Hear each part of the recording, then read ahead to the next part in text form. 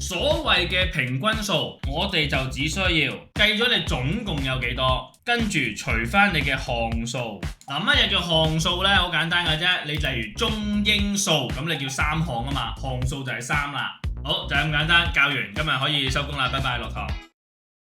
講下小姐，你唔好即刻走咗去啊！總數除項數就等於平均數，呢個就係我哋最基本嘅一個平均數嘅計法。例如最簡單，好啦，佢呢就叫做姜濤，佢呢就中英數考科3科試啦，中文呢佢獲得呢就60分，啊英文呢佢獲得呢就係100分，哇幾犀利！一睇就知識英文啦，係咪呢個樣？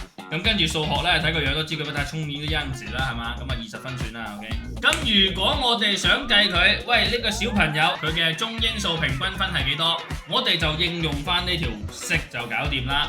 60加100再加20，即係講緊佢總數係180分。咁然之後除項數，項數簡單到嘔啦，咪3項咯。所以啦，180除3就係60，即係話佢中英數嘅平均分就係60分啦。就係咁簡單，你已經學識咗平均數嘅最基本課題啦。